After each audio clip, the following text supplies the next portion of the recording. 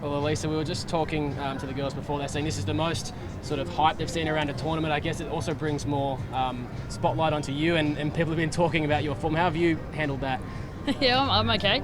Seems to be everybody outside the group panicking more than us in the group. So, handling all that, I think it's fantastic that people are talking about us and talking about this tournament. It means people care and want to see Australia do well. So, from my point of view, I think it's really exciting. And obviously, I'd like to make a few more runs, but if I'm just contributing to the team with the gloves, then so be it.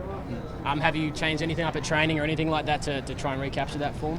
Honestly, I've been hitting the ball fine, and I haven't actually been out there long enough to sort of lose any form. So, from my point of view, it's the fickle nature of cricket, and especially a T20 format, is that I like to take the game on, and unfortunately, sometimes you're going to get low scores. But hopefully, come Friday, I get a little bit of luck come my way, and can put a score on the board and get our team into a good position to win the game. Something like that aggressive way you've played the game for the last 2 years, is sort of on your lot of runs. You don't want to change anything, or let it get in your head before this tournament? I think so. I think probably just accepting the way that I play the game as well is going to bring, hopefully not some lows like I have over the last couple of weeks, but it's not going to come off all the time. So my mindset hasn't changed, and the messaging I'm getting from Meg and the coaching staff and the selectors is to not change and just to go out there and enjoy my cricket. And it's going to come off at some point, and it might not at other times. So the last 2 years has been an unbelievable ride, and hopefully I can just maintain that. Can you draw back on Life in the Caribbean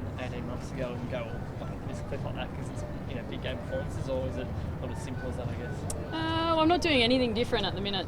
I haven't changed anything to do with my game. So for me, it's just about walking out there and being confident in what I can do and what I can bring to this side. And if I pull it off on that particular day, then so be it. But like I said, every single 15 people in this squad want to contribute to a team win, and if it comes off, then so be it. Otherwise, I'll just do my job with the gloves. Some players, when they have one of low scores, like to go back and watch innings where it's all gone perfectly for them. Are you a player that does that? Do you go and watch the 148 or any of the other innings you've played over the last couple of years just to bring back good memories?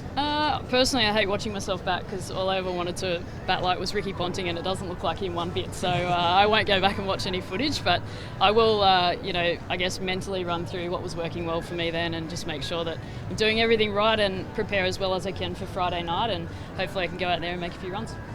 Ash, with all this extra scrutiny, have you spoken as a team about how you're going to handle that and the pressure of having a home World Cup too? I think it's almost perceived pressure. I think with a home World Cup, and there's always going to be that expectation for us to do really well, and I guess we're trying to turn that into a positive and really use that, I guess, to drive us to play our best cricket. With the Tri-Series and the warm-up games, we probably haven't got that perfect game yet, but I think that's the most exciting part is we still have so much improvement to have, and it's it's going to be a massive tournament going into to this one, and having India first up is going to be one of our biggest challenges. So I think we're all just really looking forward to it. Ash, how forward do you look? Sorry, I guess, Ash, because can you step forward into the mics? Thank you. how forward do you look at things? Because obviously there was talk about the final and how it could be 90,000 at the MCG. Is that extra motivation for the team to say, hey, we really want to perform extra well, we want to be there, this is going to be the biggest stage of cricket ever? Yeah, of course you want to be at that final, but we've got so much cricket to play before that. We all start on a level playing field, so everyone's on zero, so we've got no advantage going into this home World Cup. Obviously we know our conditions really well, but that's about as much advantage as we have, and we have to get through our pool first and then get to the semi-finals, and then have to still win a semi-final to even think about playing at the MCG. Obviously it would be an absolute dream come true to walk out there with a packed crowd, but we've got so much ahead of us before we can even get there. How have you enjoyed the extended run of three, and how flexible is that ball in the batting order in terms of where you might come in head in those situations?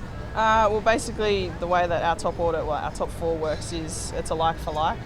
So basically if Midge gets out in the first 5 overs, that's when I'm likely to go in, only because we do play a pretty similar way. We both play fearless cricket, I guess, and try and take the game on. And I've loved being able to go in at 3. Obviously, like Midge has said, it hasn't gone her way so far, but we know... I'm maximising Ash's so you're all welcome. Yeah, that's right. But yeah, it's been a really good opportunity for me to try and cement my spot at the top of the order, and I've had some fun doing it, and it's been really nice to spend some time out in the middle as well. Did you play score with the girls who played in the 2009 World Cup and you play Have you spoken to them about how they did or didn't handle the pressure, I guess, of playing at home in that tournament? Not really, to be honest with you. We haven't really delved too much into that, but I think it's on a completely different scale nowadays. It feels like that anyway, but I guess the most...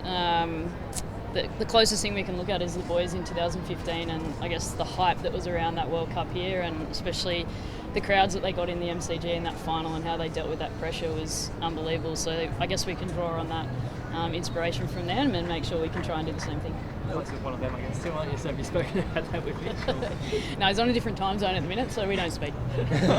At least it's a positive thing, I guess, that everyone's talking about your form, because they're actually paying attention to the sport. Do you have a positive spin on it like that as well? Yeah, 100%. I think people genuinely care about this team and they want them to do well. And when there's players within the side that aren't doing that great, that the media are the first ones to write about it, which I think is a great thing. The scrutiny from the media means that they genuinely care and they're taking it seriously. So from that point of view, we're seeing it as a good thing, and hopefully we can have some good things that they're writing about moving forward. What sort of conditions are you expecting at the showground? Even though I know you had your practice game there a few weeks ago, I suppose it's a slight more unknown than it might be at some of the grounds around the country. How do you think you'll face that over the next couple of days? Yeah, I think it'll probably be a little bit different to what we've been playing on in the Tri Series, but in saying that, the ground staff there have been working incredibly hard on making sure that they're getting a really good wicket up for this first game, and the practice game that we played on there was a fantastic batting wicket. So from that point of view, I think it's going to be a really exciting fixture. I think you're going to see both sides hopefully adapt to the conditions early and just play their natural games. Do you think it's been good for the team that the runs lately have been coming from outside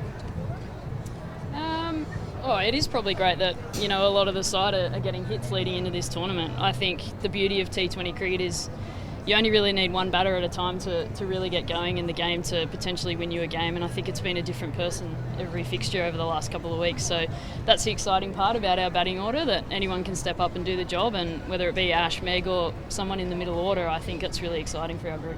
And looking back at your win in 2010, what are your memories of that event, and just how much has the game grown in the past 10 years looking back at that final? It's a long time ago, and thank you for reminding me that I was a part of that. I'm already feeling a bit old in this group, but 2010 was an unbelievable experience personally, and obviously as a team as well, to win that T20 World Cup in the West Indies, and to see the success that the team has had over the last 10 years as well, especially in a T20 format, has been unbelievable. But to see it grow in particular, especially in this country, I think is exciting, and I think it's perfect timing for this World Cup to take place. A standalone event starting in Sydney is really exciting for Ash and myself to be able to walk out in a home fixture in front of family and friends is really exciting. So hopefully it keeps growing and the next generation can do things even bigger and better than us. Are you actually looking forward to it all starting now? I mean, it's felt like quite a long build-up. I mean, you guys have had your home summer as well. Is it time to play now, sort of thing? Time for the start? Yeah, there's obviously been a lot of prep going into this World Cup. We had a Tri Series, which was 5 games, and then we were supposed to play 2 warm-up games, and obviously one got washed out. So I think we're all ready to go. It feels like a long time coming, but in saying that, when we got back home from the last World Cup, they were already talking about the one in Australia, and that time has absolutely flown. We haven't been champions for very long, but I think we're all just really excited for this opportunity.